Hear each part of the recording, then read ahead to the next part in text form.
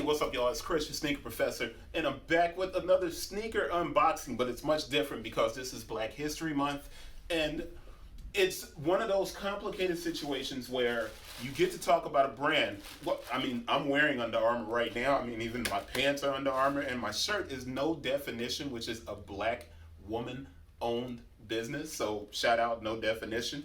Black History Month offers these opportunities, right?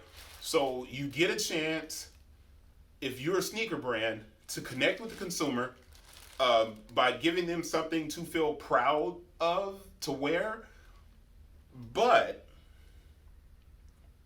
doing so diminishes the amount of people who will potentially wear that product. So Black History Month collections have typically been maligned, talked about poorly from every brand, not just, I'm doing Under Armour right now, Under Armour's Black History Month collection. And over the last couple of years, and I'm cradling these like a baby and it's loud, so let me put those down. You don't see a lot of brothers wearing Under Armour. The brothers that you do see wearing it, typically they're either sponsored or athletes. And then when you see some kids wearing it, it's because their parents wanted a less expensive alternative for their footwear purchasing, and maybe they have a few kids in the family and they have to buy shoes for a lot of people. Under Armour is not a part of what is considered sneaker culture and hype sneaker culture. So to create a collection, and these are all still closed, so I need to open them up. So let me open them so they won't be making all of this noise when I do get started. Lay these bags down. I got this for a specific reason, and that's because I love the messaging on it. Be seen, be heard, be celebrated. And it's got this globe, and the globe is even on the footwear. But the t-shirt, they made an entire collection when the Under Armour consumer is not the black consumer. The black consumer has almost a familiar relationship with Nike. They consider Nike a part of the family. It's like a birthright to wear Air Force Ones in the black community. So you have a group, and we're not a monolith. I mean, like I said, I'm wearing Under Armour right now. I'm wearing pants and shoes. We're not a monolithic kind of group of people at all. So I'm making a generalization when I say that black people see Nike as a birthright. I mean, if you walk around this office, I got pictures of Nikes on the wall because I have a collection that includes a lot of Nike and Jordan shoes. But if you look at my active sneaker rotation, there's 99 products. There's, Clark's. There's Merrell. There's Red Ball Jets. The active shoes that I wear on a daily basis, community made, brand black. And I can kind of go through the list of shoes that you will see me actively wearing all the time. Nike's in there as well, and obviously Under Armour, because one, the hover cushioning is stupid. It's fantastic. But that's digressing. What I'm getting at is you create a collection when the majority of your consumers are hunters, soccer moms. The people who wear Under Armour, in some instances, I just recognize that there's like print all over the shirt, different symbols. It's hard to say this. It's very hard to say this. And I'm going to get to the unboxing. I know somebody's like, man, just get to the unboxing. This video is not for you. This is for the people who like thoughtful dialogue. So if you're the dude that's saying, get to the unboxing, you know what? Bounce. Under Armour as a brand has been creating fantastic Black History Month collections. They're doing so at a risk to their actual business model. And I said a risk. Potentially alienating the people who support the brand and make the brand a $5 billion a year brand. And if you didn't know, $4 billion to $5 billion a year brand. It's a $120 jacket underneath the Black History Month collection. And my son took all of my jackets and my Under Armour jackets and clothing and took it to Miami. to go to school. But this stuff is beautiful, man. It's really really nice. But you have a consumer that does not rock with Under Armour, and it's got the same "be seen, be heard, be celebrated" on here. I'm actually going to stand up and move that just so you can get a look at it. I love the colors. It's got the Under Armour logo over here on the sleeve, on the left sleeve. What's on the right? Anything on the right sleeve here? Just making sure I'm not missing anything. And I'm stalling because one, the stuff is nice. It's not a secret that Under Armour makes fantastic products. But to make a Black History Month collection when a lot of black people don't really mess with the brand, you almost have to question. Oh, the T-shirt was $35. You almost have to question the logic behind it, because I put a question out there: should brands make Black History Month collections? So one person was saying that why can't we support SIA somewhere in America? They didn't mention 99 Products. My thought would have been, hey, 99 Products should have did a Black History Month collection, but it's a small brand. Making shoes is difficult. I've owned 2 shoe companies, so I don't speak from just I'm a sneakerhead. I'm speaking from experience. When everybody else was hyping Nike and getting these careers in the sneaker industry, I had Show Shot and then I had Arch. I was by myself working alone trying to figure out a way to get these shoes onto people's feet. I eventually stopped. I know what brands go through in order to find the consumer. I'm going to talk about this shoe real quick. The shoe is $145, but it's the Under Armour Hover Mega 2 Movement Black History Month, size 13. And inside of the box, you have the card that comes, and it talks about BEAT, Black Employees Achieving Together. And this is where I was going when I was talking about the fact that I had my own brand and I made my own shoes. Under Armour is a billion-dollar corporation. It's not a small company. They can take the hit of creating a small collection for Black History Month. But the question becomes, why should they, when it's not going to sell very fast, and the grouping of people who buy a lot of sneakers, sneaker culture, sneakerheads, those people do not have conversations outside of Nike or extremely hyped product that is limited and has a resale value in many instances. Those conversations don't happen around Under Armour. So they're creating this limited collection for Black History Month, and white people and Asian people are going to automatically assume that it's for black people only and that they can't wear it, and you can. How do you talk about this stuff, man, without being frustrated? And I still haven't shown you the shoe. Like I said, you got the cards, you got some stickers in here, and I'll put these on my doors and stuff like that around the office just because it's dope and it says the culture. You know, we are the culture. Be seen, be heard, be celebrated. Do you make a collection? Oh, this paper is incredible. The culture. We are global respect, Black liberation, worldwide aspiration. We are Under Armour. The people who designed the collection, and I know I'll need to take the shoe out so you can see it, and I'll do that. And I'll stop crinkling the paper because it's loud.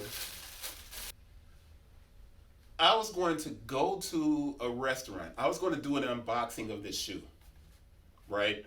Go to a restaurant, black-owned restaurant, do this great presentation.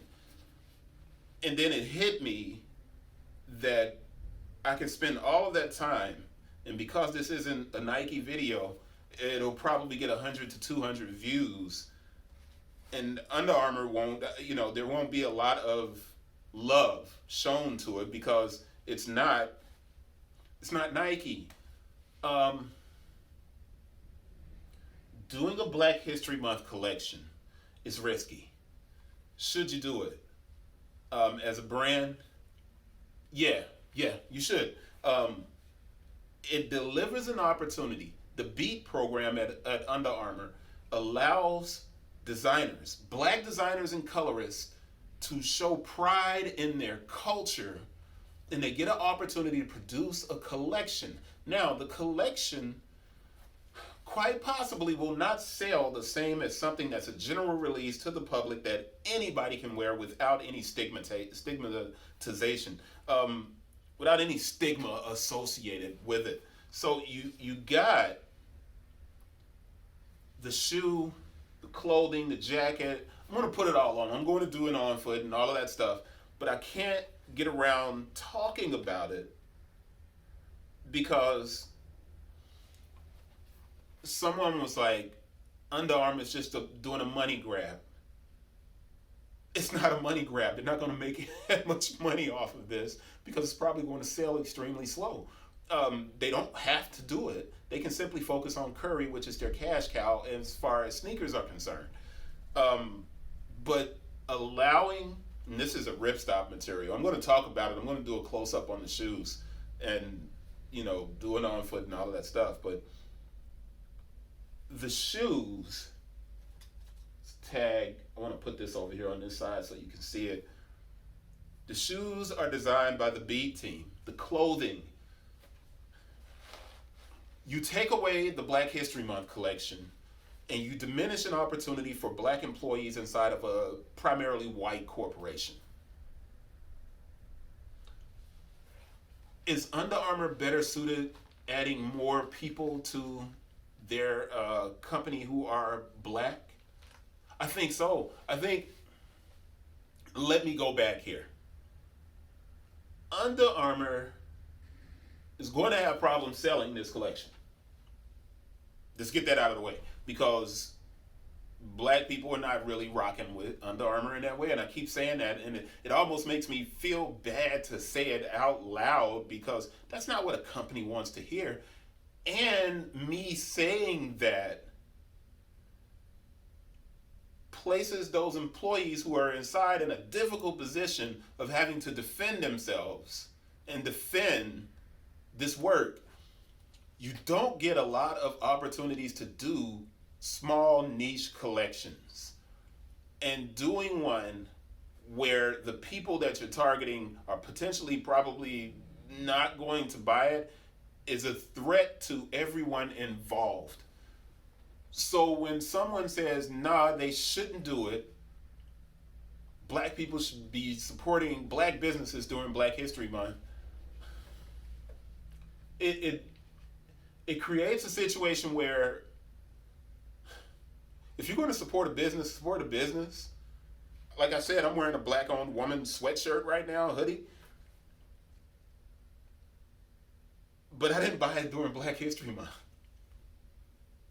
I bought it at another time. 99 Products, I have 4 pair of their shoes. Under Armour, we have 5 pair in the house in our collection. My son took some of them because they're comfortable.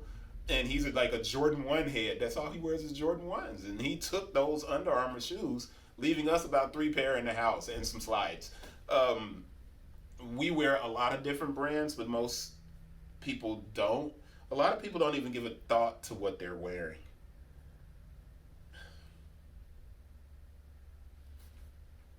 Under Armour invested a lot of man hours into the creation of this product. I ain't telling nobody to go out there and buy it because they made it and black people wore it. I would never tell people to do that. If you like something, you buy it, you wear it, dope. That's you. Enjoy it, feel passionate or feel good about what you're rocking.